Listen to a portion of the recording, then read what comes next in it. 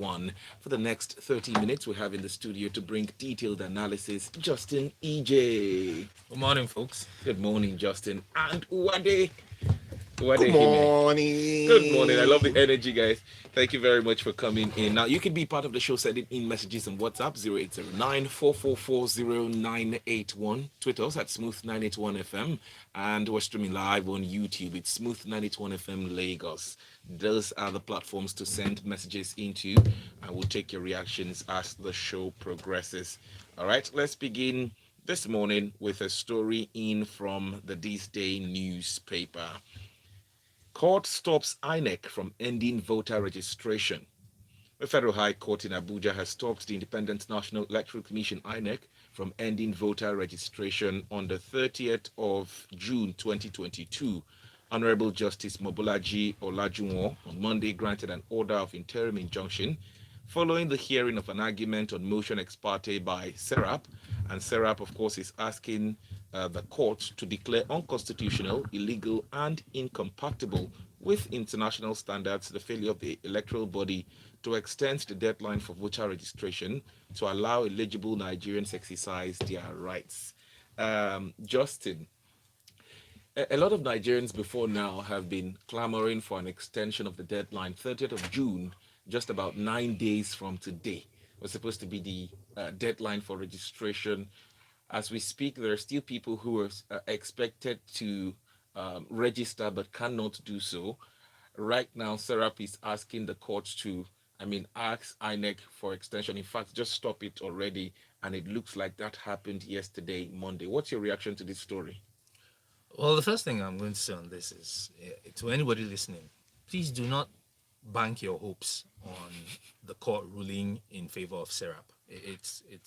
It's a good cause that Serap is fighting, right? By trying to get the courts to mandate INEC not to end what is supposed to be a continuous voter exercise.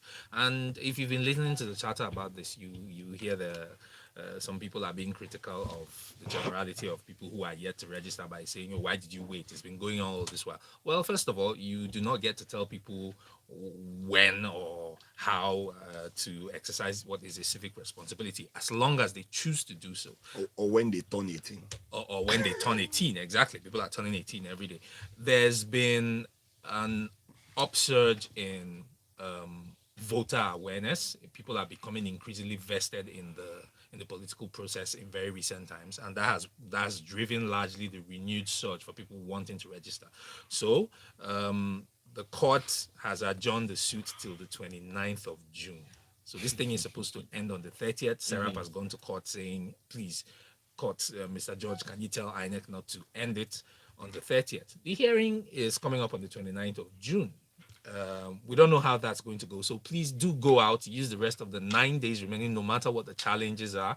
Go out there and register to get your PVC, because at the end of the day, you don't have control over anything else except what you actually go out and do. So go out and register for your PVC. Hopefully, Serap will win the suit and does get an extension for, I think they're asking for a 3-month extension. But part of the argument being, hey, INEC, you have to be fair and non-discriminatory and be seen to do so. If you could extend timelines for the political parties when they wanted it for their primaries, then you should extend the same stance to the generality of the populace, which is a very correct argument. So how long are we looking at this extension should INEC decide to, I think Serap is asking for 3 months. 3 months extension, but usually INEC says they need 6 months before the election to mop up the voter register. In today's world, right, that's a spurious argument for INEC to make, really, because if these are digital registers, right, sorting that digital register that you're registering people on cannot take you all of 6 months. No, it cannot. If you are doing the right thing, printing, the cards, giving out the cards as well. We can also usually make that's an what argument INEC about says. all of that. But all right, yeah. Let's keep it going. This one in from the Daily Post. While they were coming to you for this, you can't replace your running mate. INEC tells Tinubu and Peter Obi. Well, the Independent National Electoral Commission (INEC) on Monday ruled out the concept of placeholder for vice presidential candidates as done by political parties, adding it has no place in the Constitution of Nigeria. Well, The deadline was 17th of June, which was last week Friday. But some political parties, I don't know where that came from, where we saw at least two political parties, the Labour Party and APC, put in placeholders until they can negotiate with INEC to replace those names. Now INEC is saying the names that you submitted to us are your running mates. Which, so the only party that has a vice presidential candidate that we all know is the PDP. Aside the PDP, let's not forget we have 18 other political parties, Well, so others must have fielded. I'm talking about the three main political parties Okay. today.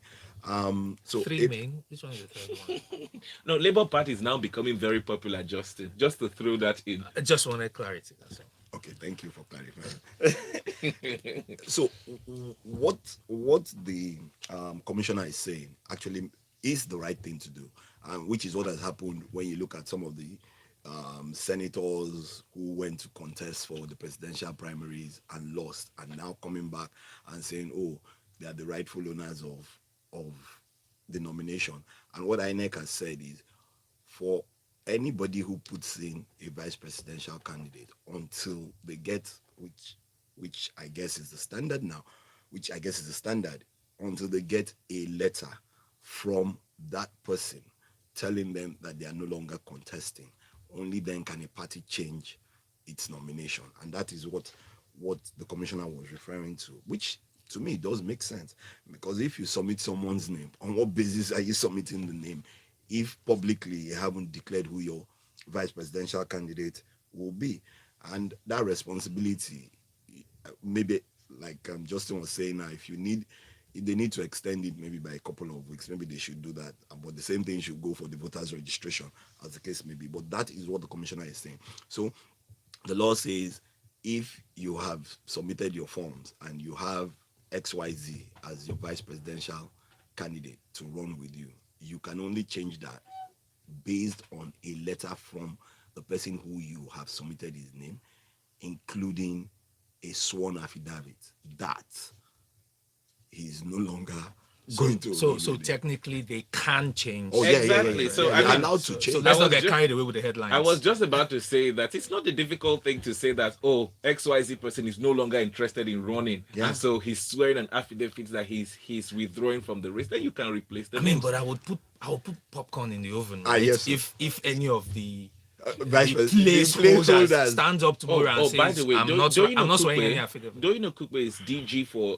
Peter B's campaign. Of course, it's quote unquote said that he might, be stepping down. Obviously, both of them are from the southern part of the country, and we might see that happen, a change before the main elections. Also on the part of the APC, we don't know. Let's keep fingers crossed. That's all I can say. Let's wait and see what's on. Well, if how these things as we know them to work is what it is, you can be pretty sure that the affidavit has been sworn maybe and is in the possession of. There's an affidavit. It's just to fill in the names. All right, let's keep it going. This in from These Day newspaper. Fuel scarcity. Ipman faults PPMC, says sale of PMS at 165 naira no longer sustainable.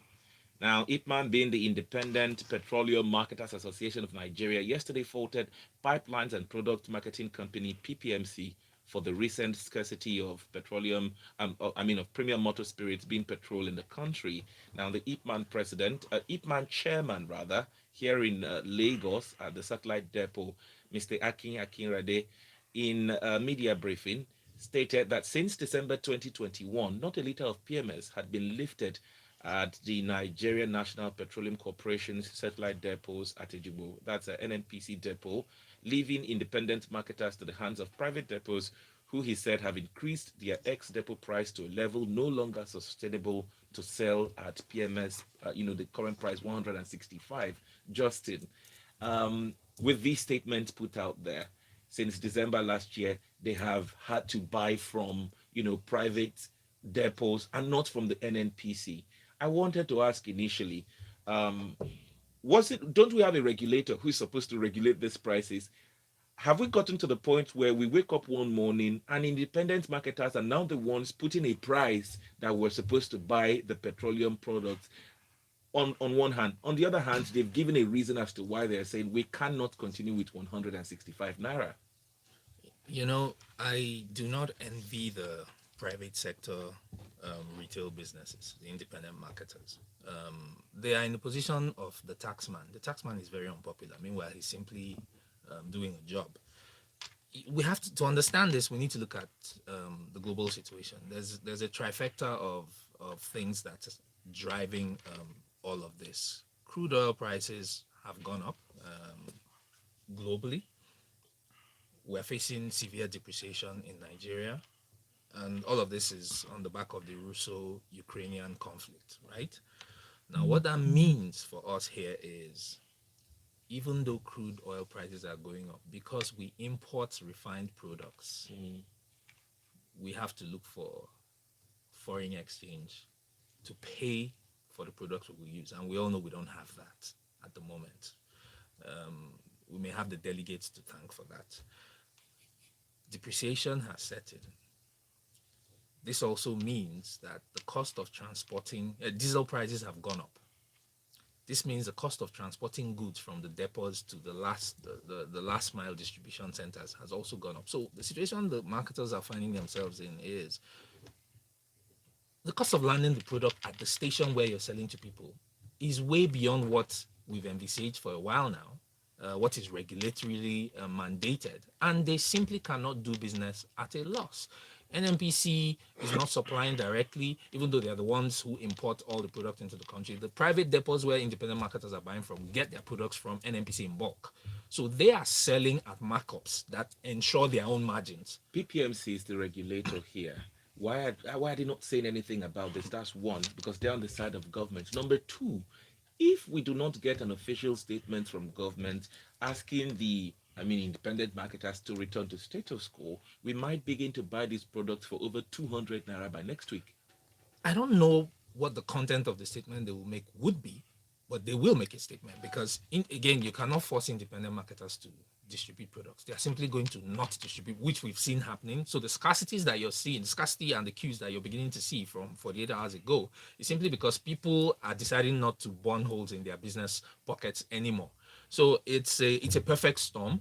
We're in high wire political season. I don't know that the Minister of Petroleum is paying attention to this. It's probably Who's the packing minister bags. again?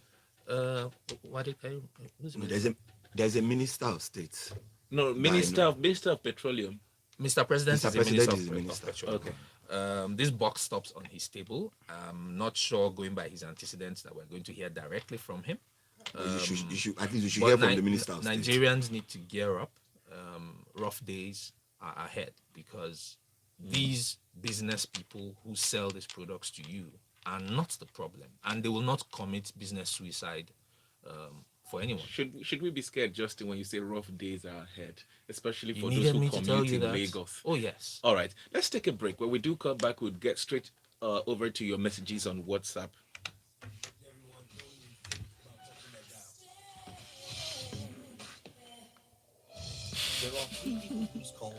President Buhari. What are you expecting? The man has signed out, and you think that the man has signed out.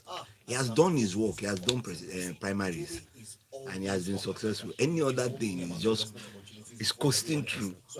Preparing to jackpot to Dubai. He will celebrate his 80th in December, and then take a Are we break. not surprised that Tinubu is 70 years, Charlie Boy is 72? Why would you be surprised? Charlie Boy He's older than Tinubu. it's not impossible. And he's dancing and he's very agile and very strong. Charlie Boy has does good exercise genes. every day. He has good genes. Okay. Charlie Boy's father was almost 90 when he died, and he was Charlie Boy is 72. He celebrated last week and he was dancing, he was Are running. Charlie Boy that has been playing song and doing exercises, he used to dance in those days. You think he's the same with the man who is just been doing politics?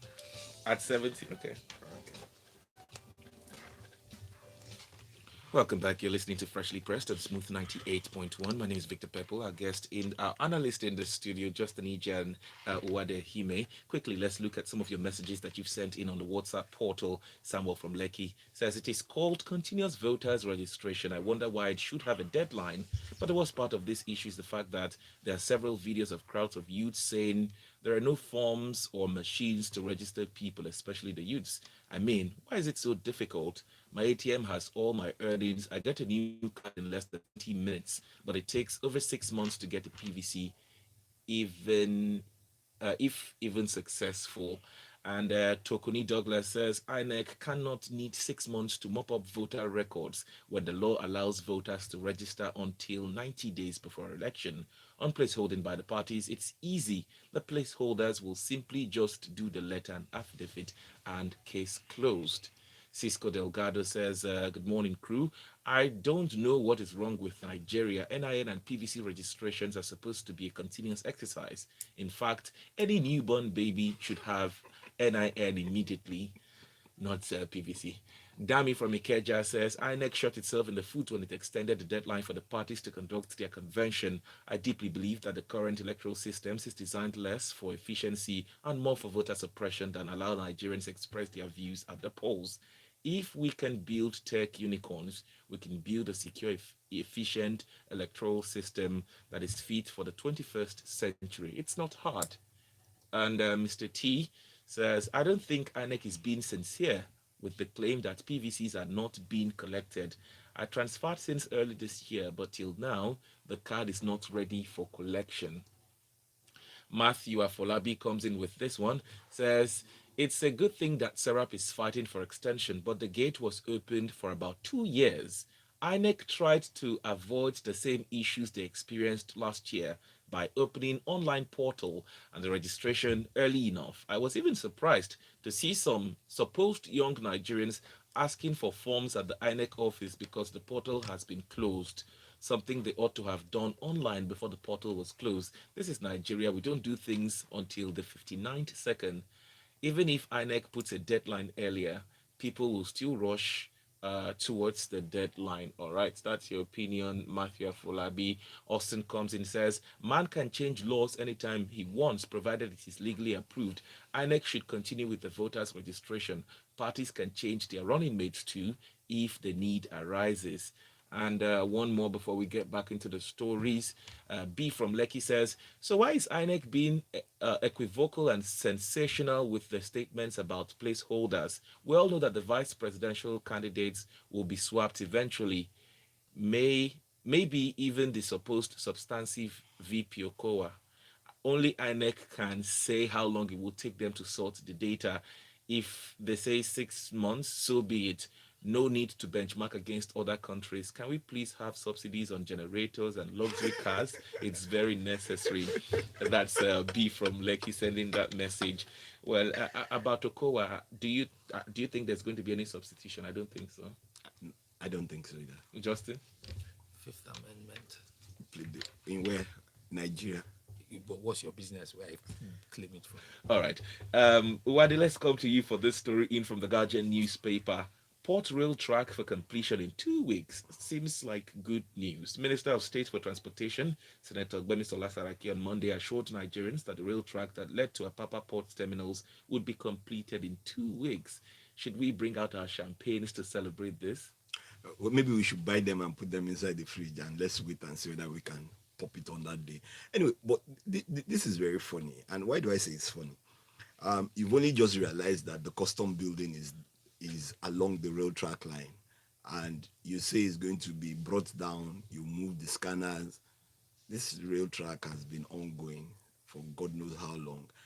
You didn't see the design of where the tracks are going to go through before you waited, and then you come and tell us that in 2 weeks it's going to be ready. No, but they said for that, with regards custom, by the end of next week they should reach a resolution. No. But that's the issue. If that's what's disturbing the rail tracks from hitting the port, you didn't see it all this while.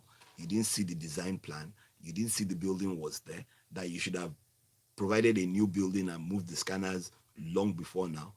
Let's stop kidding ourselves now. 2 weeks. Let's wait and see. Like you said, we'll put the champagne inside the fridge and we'll hope to pop it in 2 You weeks. people can still afford champagne. Let me call the FCC. All right. But just you know that there is what's it called, non-alcoholic Yes. champagne. right before you call the EFCC, let's come to you for this story in from this day newspaper. At $450 million, Nigeria owes 25% of global airlines blocked funds, says IATA, being the International Air Transport Association, that disclosed that airlines' unremitted revenues from Nigeria, known as blocked funds, have risen to $450 million, representing 25% of the total amount of international carriers' funds held back by central banks of many countries, put at $1.6 billion by the end of April 2022. Okay, so let me explain how this works. When you buy an airline ticket for international travel in any country, that money goes into an account, which would then, in local currency, of course, and then that money needs to be converted to dollars, which is what the IATA companies, the airlines, would accept, and remitted. Nigeria has not been remitting the monies to the airlines, amongst other countries. And by the way, let me let you know the people we're in the same WhatsApp group with. Eritrea owes $79 million. Ethiopia owes $75 million. Zimbabwe owes $100 million. Algeria owes $96 million. And Nigeria, leading from the front, owes $450 million to excuse me, owes $450 million to IATA for unremitted airline payments. Now, how does that affect us as Nigerians?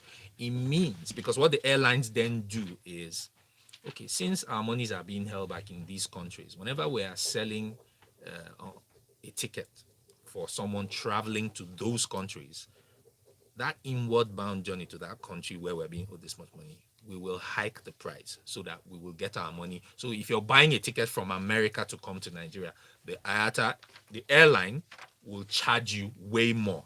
That is why flying economy from New York to Lagos now is almost $4,000 Right, thereabouts. right. Right, that is the impact on Nigerians. You will pay more. I don't know how the CBN is going to solve this problem. Everything zeroes back to, do we have the dollars? NNPC has told us they're not selling, they don't have any money to remit to the federation account for some months now. So to shore up our dollar reserves, these are the kind of things that the CBN has been doing, holding back money that belongs to other people, right? Like I said, interesting days ahead. They will say this one is big man problem, sha. So yeah, if you can't travel, yeah, sit down in your house. Well, so this might affect those who want to travel for medicals, for business, or for educational purposes if we do not resolve this early enough. Well, it goes beyond, yes, and it goes beyond that. There's reputational damage, right? You don't want to end up in a situation where you actually cannot find flights, international flights going out, coming in to the country. And if you're tempted to think that, oh, we'll have local airlines, and oh, after all, the FG is about to give us Nigeria Air, well, good luck with that kind of thinking, because you don't produce the aircraft. Those aircraft are bought on long leases from the manufacturers, and sanctions could just come down on you and put the entire aviation industry in jeopardy in the country. All right, thank you very much, Justin, for that. Let's get back again to this day newspaper. This headline: House threatens to sanction ministry officials for auctioning 12 river basins. The House of Representatives Public Accounts Committee has threatened to sanction officials of the Ministry of Environment for allegedly auctioning 12 river basins, even though the Minister for Water Resources, Suleiman Adamu, admitted that the ministry under his command erred in law when it ordered the auctioning of government property within confines of the 12 river basin development authorities across the country.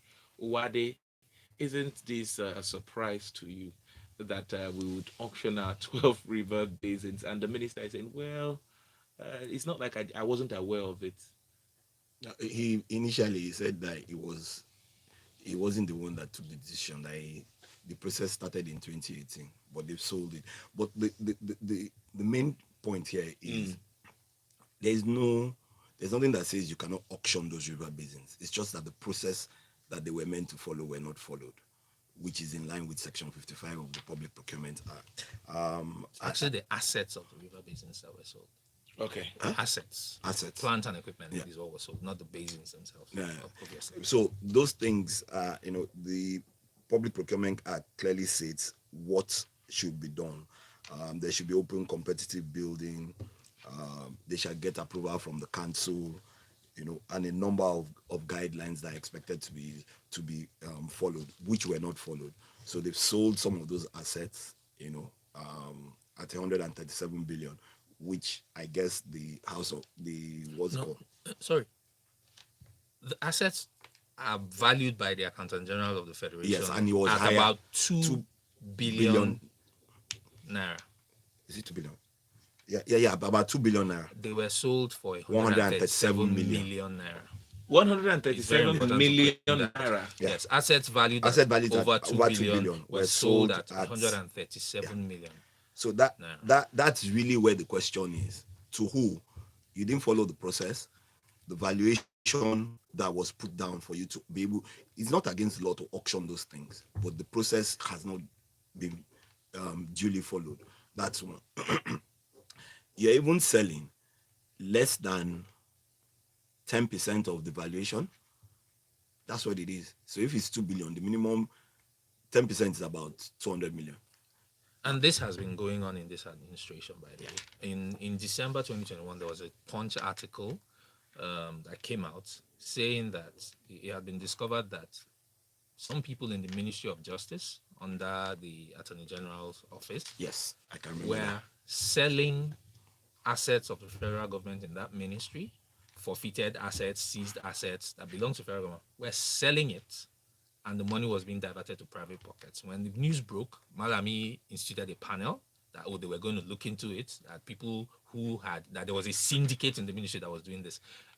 So Malami's statement at the time included that people who had interacted with this syndicate and had evidence that this kind of thing They had should happened come should out. come forward. I don't understand. Anyway, that's the story. It's Sad. shameful, and we talk about this government talks about fighting corruption, and this for me is Really sad. Well, let's quickly look through some of the messages that we can take before we wrap up the show this morning.